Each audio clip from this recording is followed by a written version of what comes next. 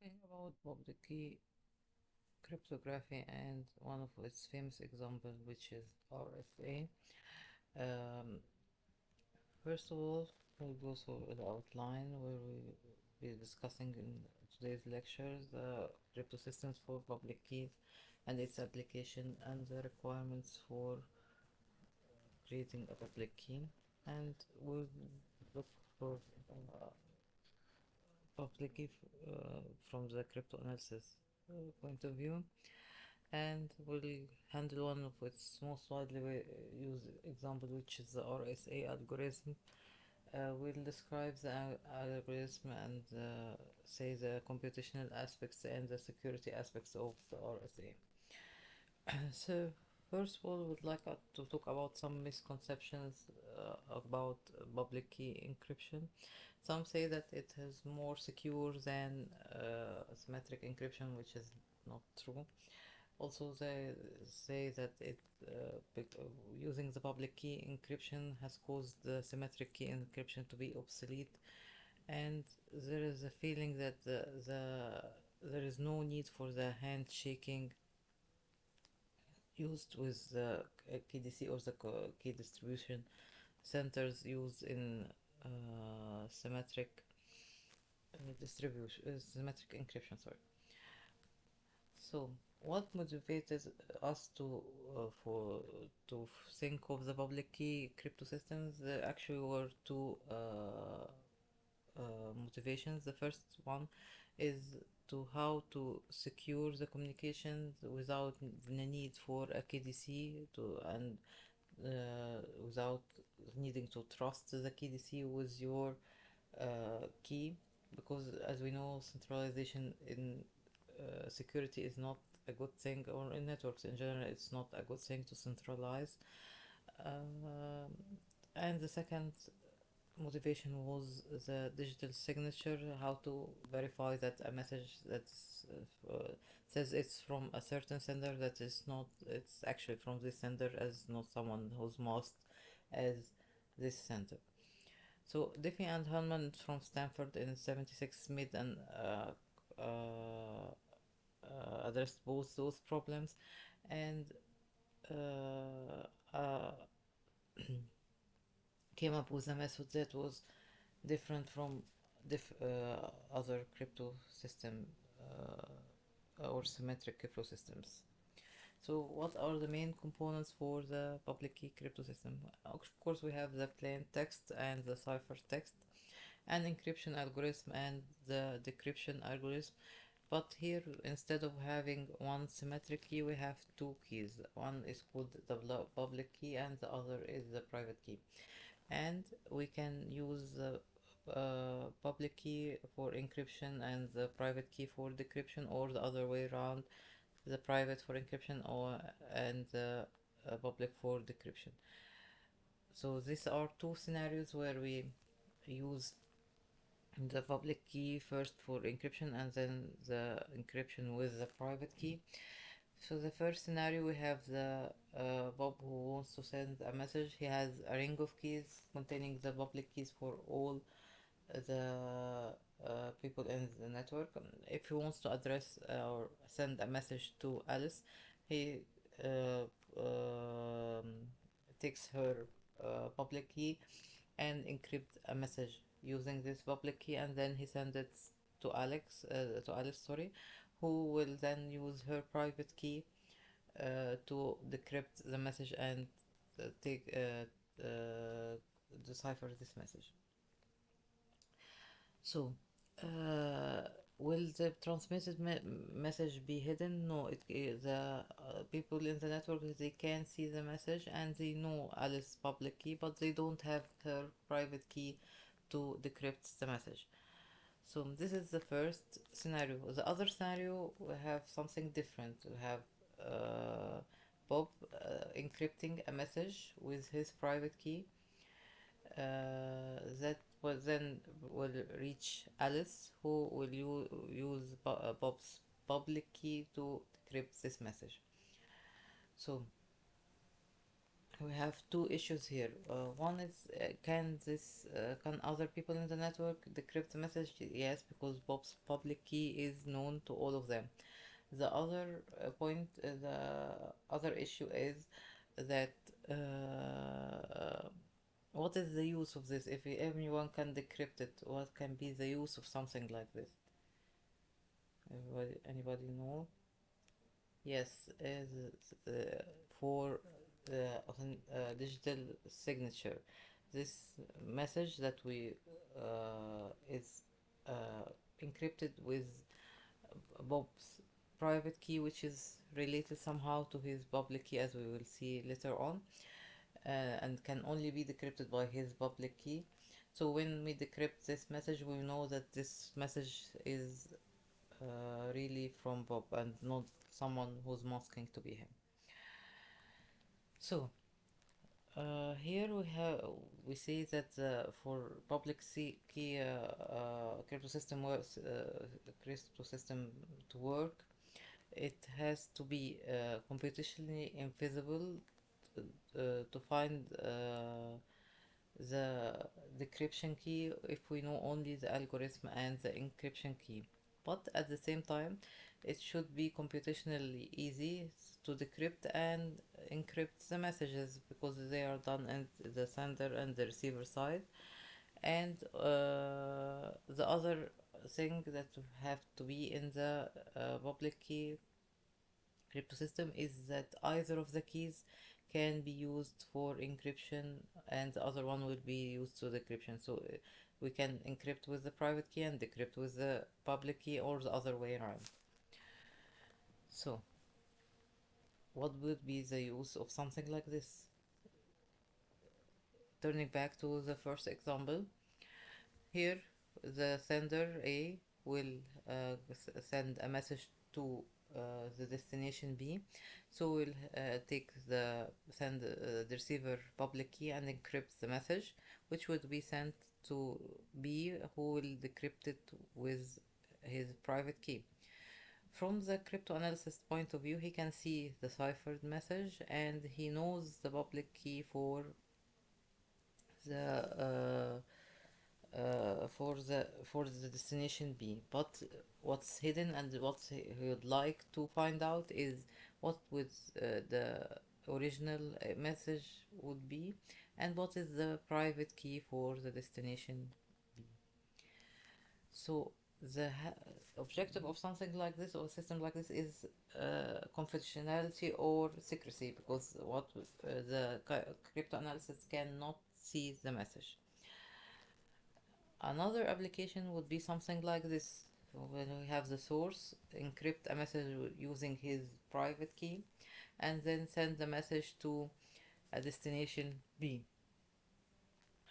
This time, the cryptanalysis can see the message, and he has the uh, uh, a public key for A, so he can decrypt the message. So X is known for him, but what is hidden for him is the private key for A. This is what he would like to know, so he can mask himself as A, or something like this. What would be the use of something like this? As we said, it's digital signing or signature, or authentication, to authenticate that this message is really from B. What if we combine both of them, secrecy and authentication? To maintain secrecy, the message before leaving the source A must be encrypted by the public key for the receiver or the destination B. And before we encrypt the message, we have first to sign it using the private key for the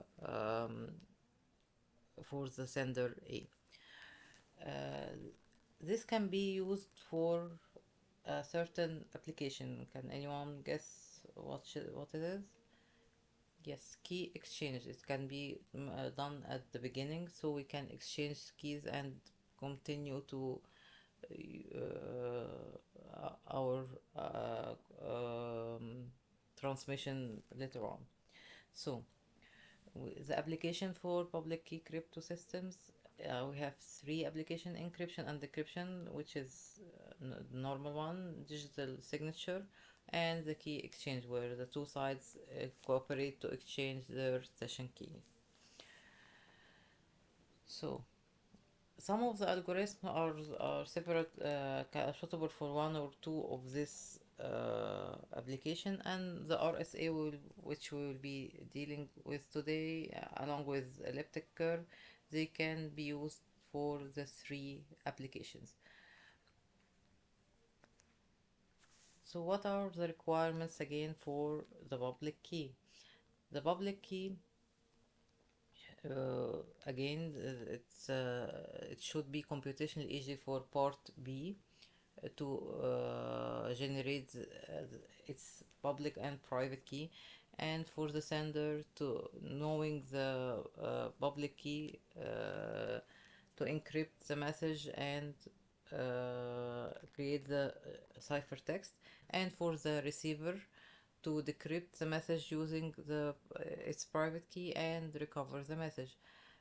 But for the adversary, we must make sure that if he knows the public key, he would not be able to determine the private key, so it would be invisible for him to do so.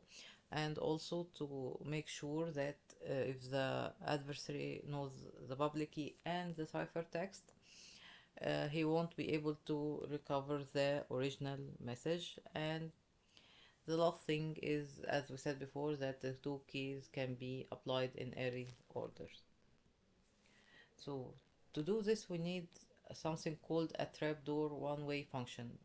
One-way function is a function which has a unique inverse function, only one unique inverse function. So here, a trapdoor, we say that finding y equal function a function of x is easy, but the other way around, finding the inverse x equal f of inverse of y is infeasible. So if it's infeasible, we can't find it. But here we want to find a trapdoor, so we will say this is infeasible if we don't know the key. But if we know the key, this would be easy. So we want a function that if we know the k and the y, which is the ciphertext, we can easily find the x, but this becomes infeasible if we don't know k. If we looked from a cryptanalysis point of view to the public key crypto system, here we say that it is vulnerable to brute force attack. So the countermeasure for something like this is using large keys. However, using large keys would be impractical because it would cause a lot of computational processes, and then would a delay. So the system would be slow. So here we say that the public key encryption is now confined for the application for digital signing and key exchange, not for the encryption decryption purposes. Another form of attack is that given the private key, which is somehow related, as we'll see from our example, to the public key, it must be infeasible if we can detect one from the other.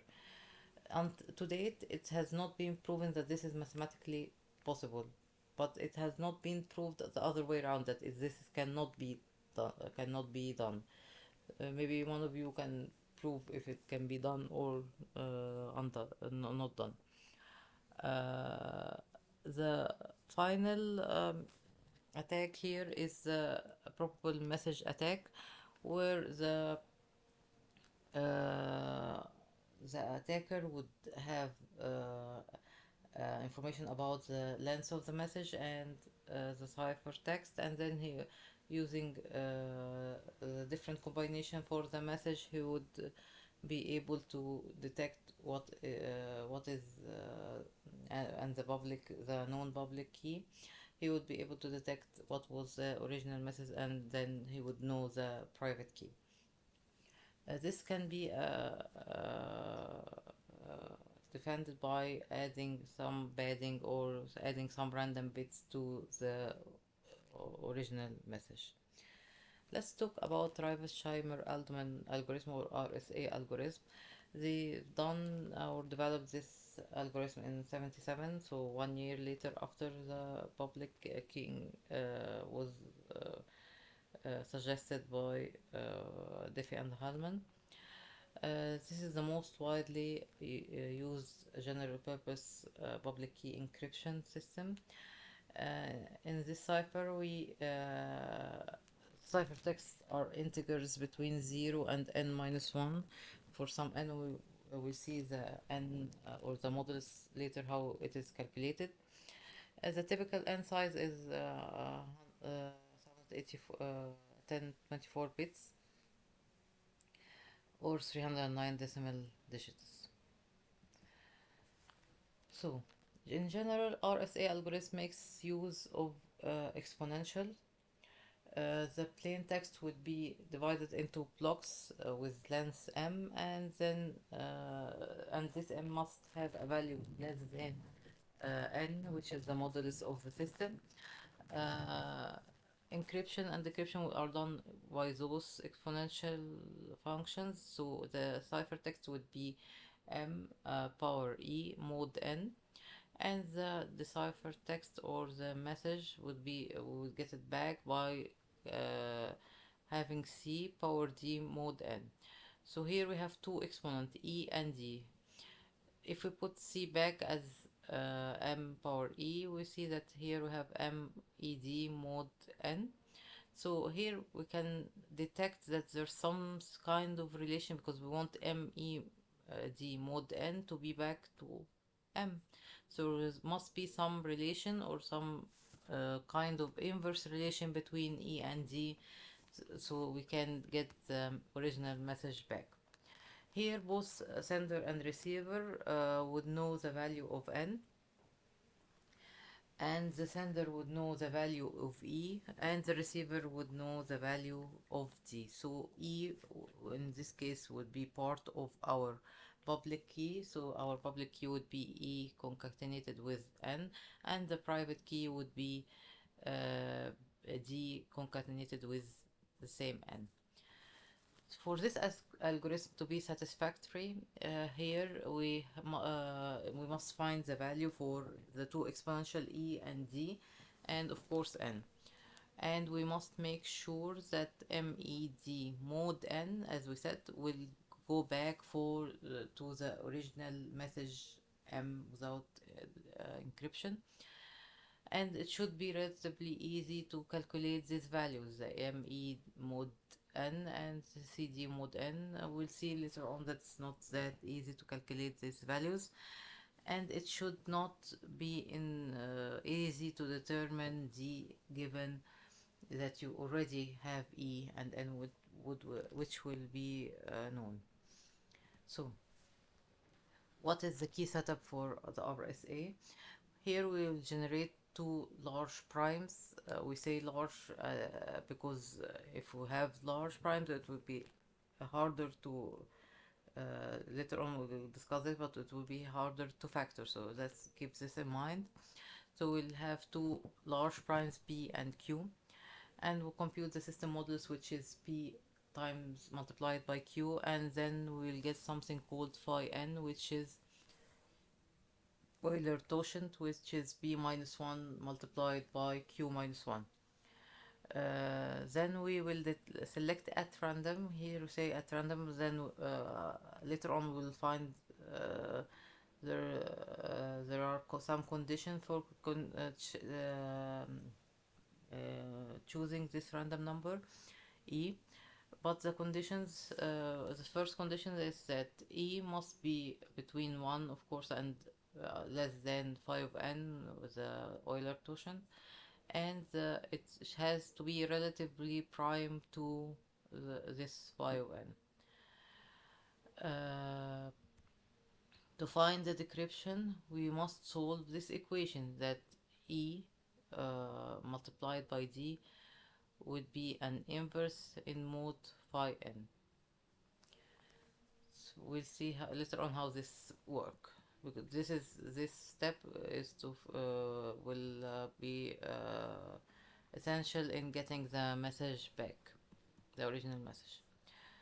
So to encrypt a message, the sender would uh, create the public key and compute the ciphertext and decrypt the message. To decrypt the ciphertext, the receiver would use his private key and compute the other message back. Let's take an example here. We'll select two primes, b equals 17 and q equal 11.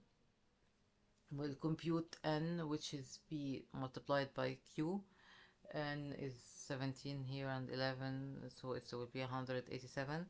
We'll compute phi of n, which is p minus q 1 time multiplied by q minus 1, so it will be 160. Then the next step is selecting e. Here we will select e, so it is relatively prime to 160. This is done by factorization, and we will talk about how this choice is made later on. But for now, it's suffice to say that e would be 7. Later on, we'll have to determine d. So d here must solve this equation. D multiplied by e would be an inverse function, or would give us 1 mod 160. How to solve this? We will talked about this previously. This is done using the extended Euclidean algorithm, and we will have a quick review about it in later on. So now we have d equal 23. Just to see, this is example just to see. Won't go through the details of the calculation, just to show us how this RSA system works. So now we will publish our public key. Our public key is E concatenated by n, 7 and 187. Let's say we have a message m equal 88. Here 88 is less than n, so this is correct. And to do the encryption, C would be 8 power 7 mod 187. This can be calculated using various methods, but in a bit we will know how, if this is not a 7, if this is a very large number, how to calculate this C. We'll talk about it later on. And to decrypt the message, finally we'll take the ciphertext and put it power the D, which is 23 mod 187. We will have the original message back, and this is just a figure that shows us how this works. Okay, so what are the mathematical challenges here? We have talked we've gone through them quickly, but we have some mathematical challenges in calculating the RSA algorithm. First is how to find E such that it's relatively prime to the phi n.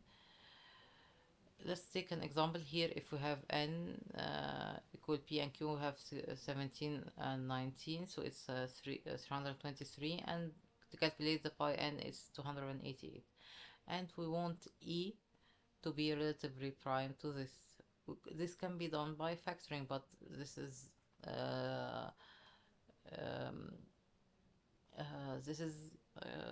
will take some time. So what else can we do?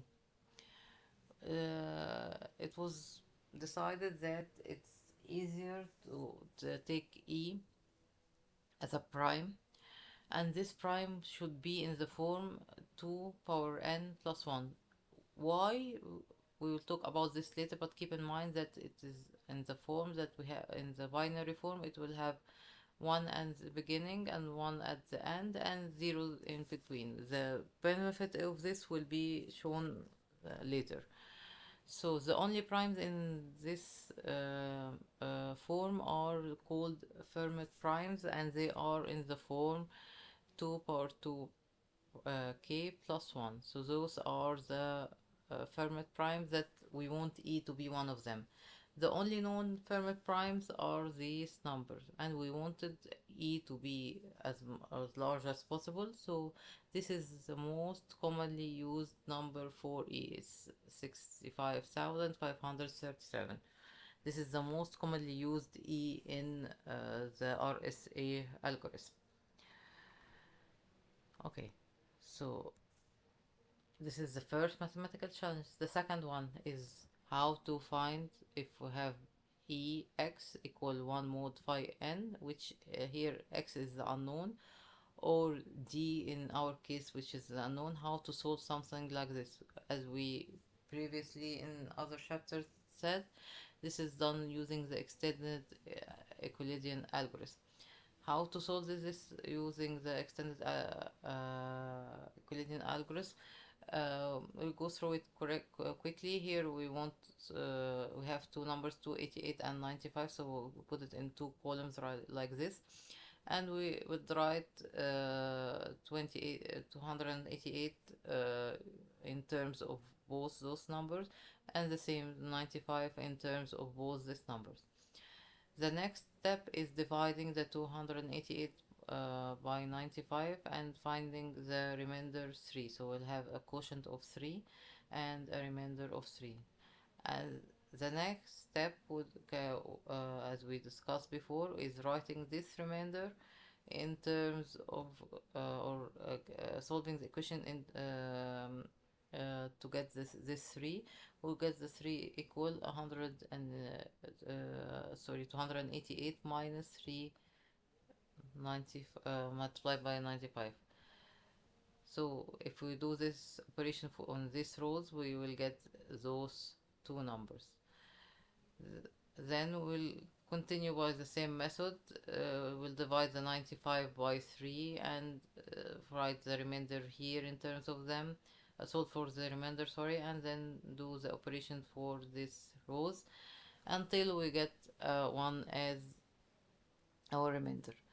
So here we write the last equations that we got. So the greatest common divisor between 288 and 95 is 288 multiplied by 32,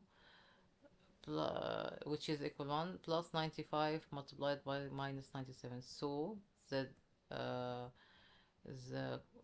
inverse for the 95, which we're looking for in mod 88, 288, is minus 97. If we write this in like this to be a positive number, so it's 191 mod 288. So this is how to solve for D in RSA algorithm. The last mathematical challenge, before we talk about it, we will remind ourselves with a property for the modular arithmetic, which is if we have a times b mod n, this can be divided to a mod n multiplied by b mod n. So how would we make use of this information? Here we said before that we would have to calculate large number. In our example it was 88 power 7, I think, mod I can't remember the number, 133 or something like this. So we had a small exponent. What if we have something like this?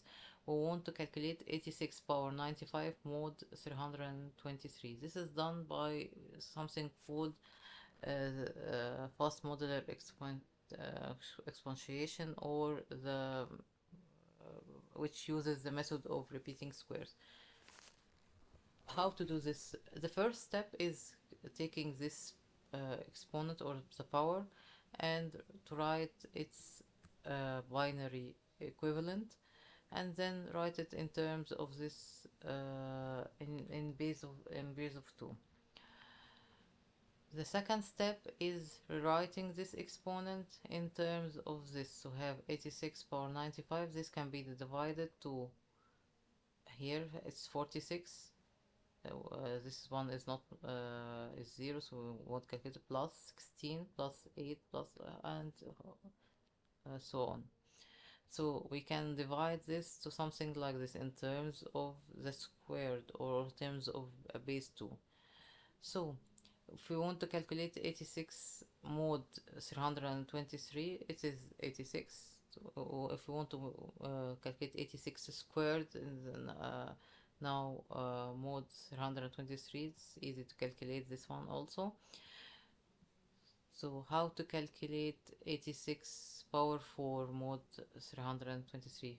We just take this and we square it. So it's 290 squared, which is can be easily calculated as 120. Later on, if to 286 power 8, we just square this one and we calculate 180, we take this one and square it, so it's 120 squared, which can be calculated as 188, and so on. The last step would be writing this, which was the original one that we would like to calculate, and we would write the values of the calculated exponents that we got here multiplied by each other. So here we have two choices: either to multiply them and find the mode value, or to do it 2 by 2 or something like this. It's not a large number, so we can multiply it and find this value.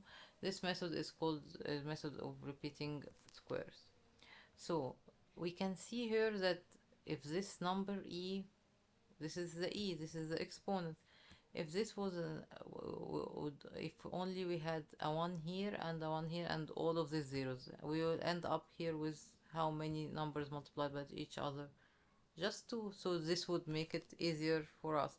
That's why when they are when we're deciding on the values of e, they choose e to be of this values 3 or 17, or the most common choice, which is this number.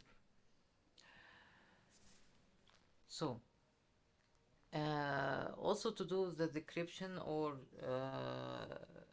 the power of d,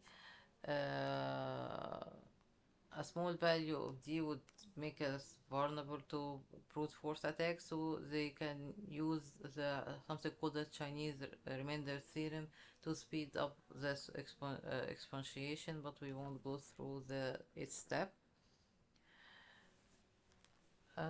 Also to generate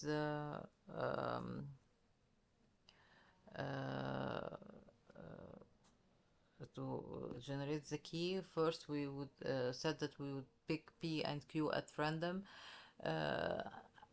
We also said that P and Q should be large prime numbers. This we choose them as large prime numbers, so we cannot be easily derived from the multiplication value P times Q. Because if we know the P and Q, we would find the phi n, and it would be easy to find the d. So we take P and Q sufficiently large, so they usually use some probabilistic test to determine the value for B and Q. If we talk a little bit about the security for RSA, here we find it's vulnerable to 5 possible attacks. First is the brute force attacks, as we discussed before, which we said that to counter this attack, we just have to increase the value or the length for the keys. We have various mathematical attacks. If we discuss the mathematical attacks, we say that it takes 3 approaches. First is to factor the B and Q and find the phi and n, and then d, as we discussed a minute ago, or to determine phi of n directly and compute d, or to detect d directly. However, it's we've seen the progress in this area, we'll see that the number of decimal digits that they would if you had a number of decimal digits this is in 2009 of 232, the number of bits that would they had been able to factor or factorize was 768. We just have to go higher. Every time they make a progress in the factorization, we just go higher. The timing attacks are a little bit different. In timing attacks, they come from an unexpected direction, a rather smart one. Here the snooper will just keep track of how long it takes you to decipher or the message, so he would be able to determine the private key using an analysis to this delay. This attack is applicable to any public key cryptography. The countermeasure for this attack is using a constant explanation time. So we don't have to confuse the attacker. We just use a constant explanation time which is not relevant to the message or the value of t. This is of course this is solves the solution, but it degrades performance. Other solution is adding a random delay, which makes sense. So adding the random delay can confuse the attack. The blinding, we just have to comes from the idea that we multiply the message with a random number that of course should be known to the receiver, and this would change the value of the length of the message, and so when we decipher it, the number of the message would be different from the actual number of bits that are being deciphered by the computer, so it would confuse the attacker. A fault-based attack, in my opinion, doesn't make any sense. It comes from the idea that an attacker would induce faults in the signature by reducing the power for the processor. So this, and by analyzing this invalid signature, the attacker would recover the private key. I think this attack doesn't make sense because the attacker should have physical access to the machine and to be able to control its power, which is very difficult. The last kind of attack is the chosen ciphertext attack. In the chosen ciphertext attack, the adversary would have the ciphertext and the corresponding plain texts decrypted with the target's private key, and he would be able to select the plain text and encrypt it with the target public key, and be able to get back by having decrypted with the private key, and making this comparison he would get the private key of the sender. And to counter this, this is done by something called the optimal asymmetric encryption padding, where we add some bits to the message, and we have something also called a seed, and use a hash function which we will talk about later, to encode the message. So we talked about public key crypto systems, the application requirements and analysis, crypto analysis, and the RSA algorithm with the description, computational aspects, and its security. Now it's time for our demo. For our demo, we'll be using Seed Labs. This is labs created for cybersecurity, which uses a pre-built Seed virtual machine. Actually, Seed Labs has various labs in different aspects of security. We'll be handling one from the cryptography department today. Our learning objective is having the students to gain first-hand experience on something called the PKI, which is the public key infrastructure, and students should gain a better understanding of how the PKI works and how can it be used to protect the web. Uh, Here in this demo, we have previous established that the seed lab setup has been completed before, and we have used the virtual box to create a virtual machine with specific properties, operating system properties, memory, and processor properties. Now we will start our virtual machine and proceed with our tasks. Our first task for today would be becoming an authority, or not sorry, a certificate authority, and uh, creating our first certificate.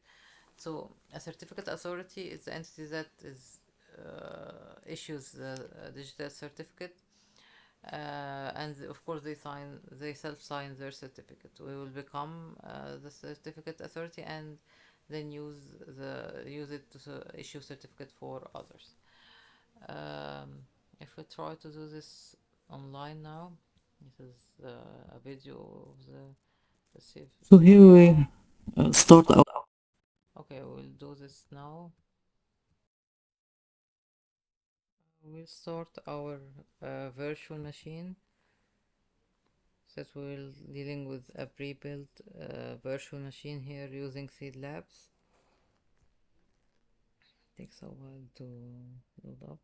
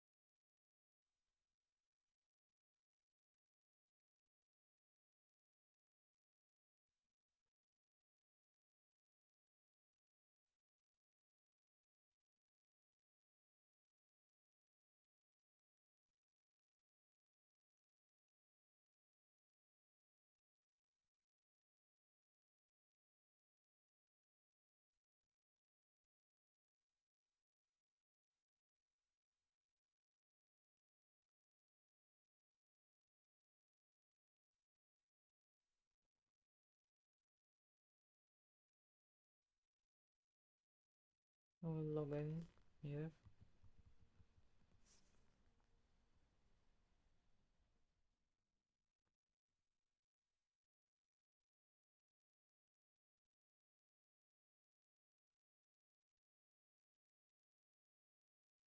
This is our pre-built virtual machine. Here we have a terminal which will write the codes in, our text editor, and our files.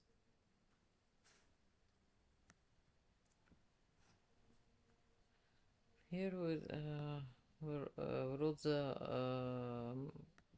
commands for our tasks here, just to make it easier to copy instead of writing them down.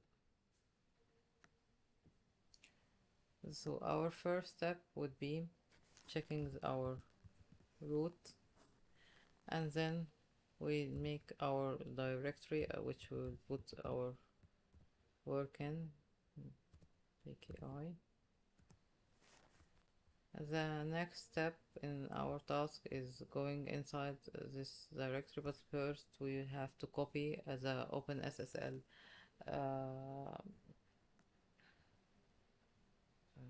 protocol inside our directory. It doesn't matter if we good beforehand. So we're copying the OpenSSL and then we'll enter our new directory. In this directory we'll create another directory called demo DCA demo CA, sorry. So we'll create another directory.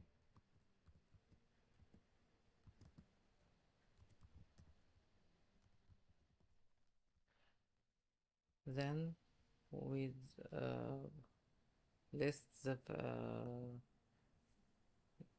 contents for this to make sure that this directory has been made and the OpenSSL protocol is in.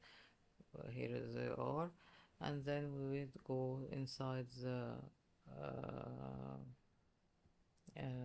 new directory, the demo SA, demo CA, sorry, and inside it we would make three directories. One will we put our generated certificate, one for the new certificates, and one for the revocation list of the certificates that are not trustworthy. And then we'd list we'd create another file which will have the serial number for our certificate, because no two certificates should have the same serial number.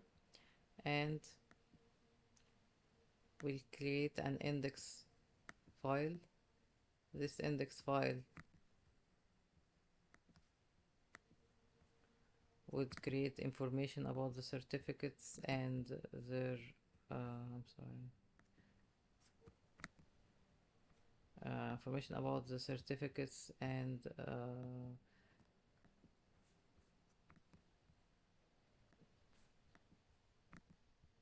their uh, uh, validity. Here, when the index file is open, we have to save it before closing it. If we close it before without saving it, it won't be listed. So our next step, will check if what we've done has been really created. So we'll check, we'll make ls once more. Here we have the certificates and the index file and the serial file, and then we will go back and we will generate our first certificate.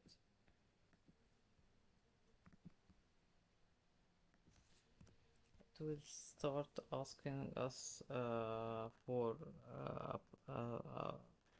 a paraphrase for our private key. We would keep this the same, DES, and again DES. The country name US, provenance New York, for example, city Attica, organization name Sunny, and Sunny organization name, common name just type B, and email b@gmail.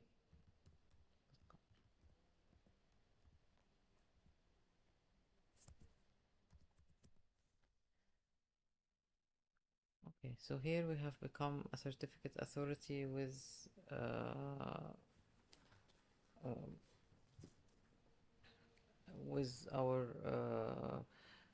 certificate and authority, and generated our first certificate. So the next step, or the next task in this lab,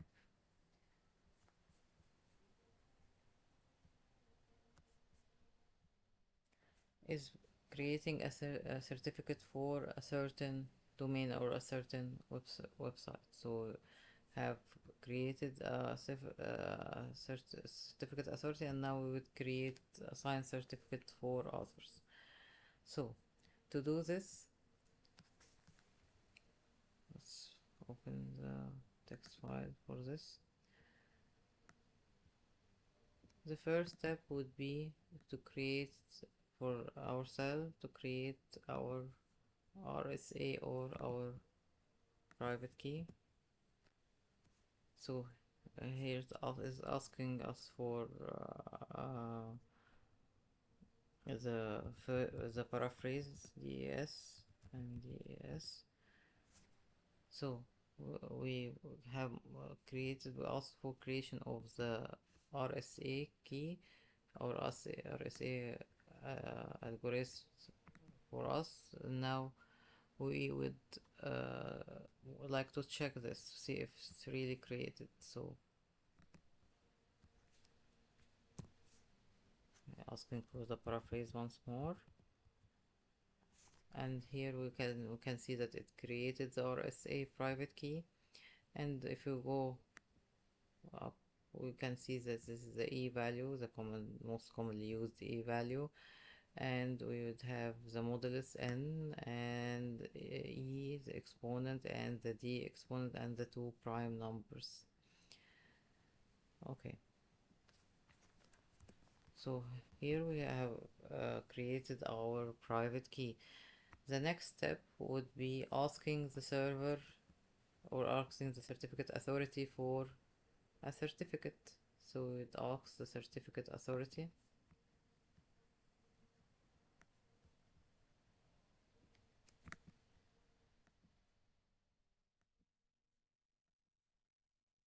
For our assigned certificate.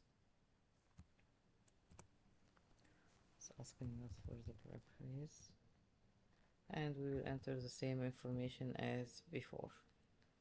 So just keep those the same, so we can here I enter something wrong, so Control C and do it again. So the key, so I entered the wrong key here, so again small yes, and country, state. We can enter them in one command, but we'll do it this way.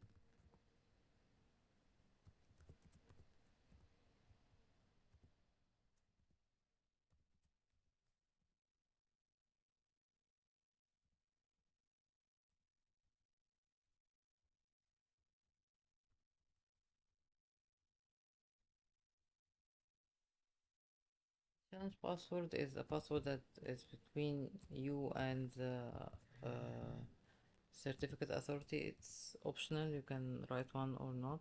Write here one. The optional company name, we won't write it. Here, after asking for the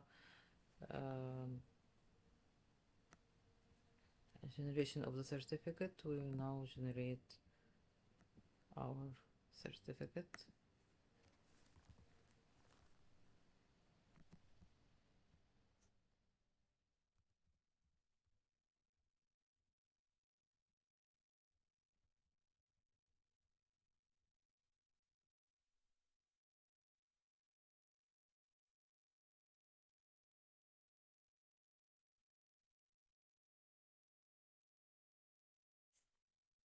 Oh, I wrote it wrong. It's missing a no. I'm sorry.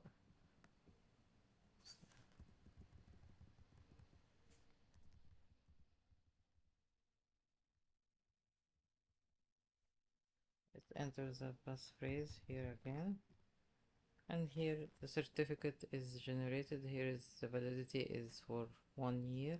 Ask us to sign the certificate, yes, and to commit for the certificate, for the certificate, yes. So here our second task has been completed. Our last task is to assign this in the web browser, so our third, or deploying this to the web browser. So our third task is deploying the certificate in the web server.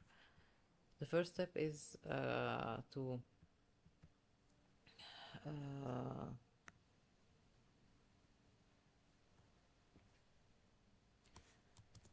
put this our website in the DNS or in the host um, file. First we go back to the root and sorry,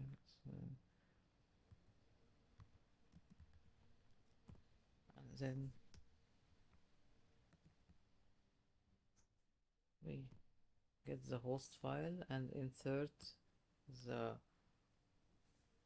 function insert our website here. Let's call it pki.com. Then Control C and W.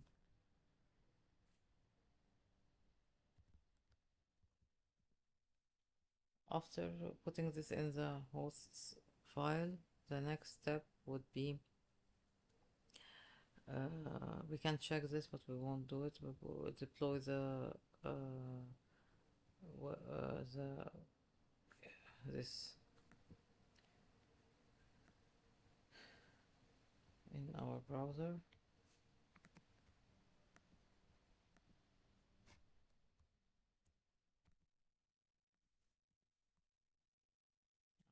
To go back to the PKI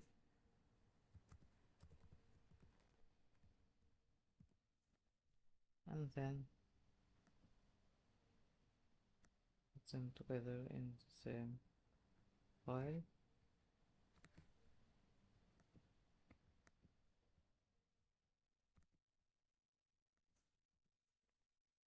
and open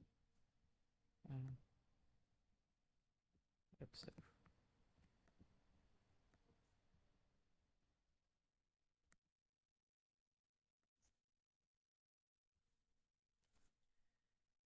Here it says here is something the space PM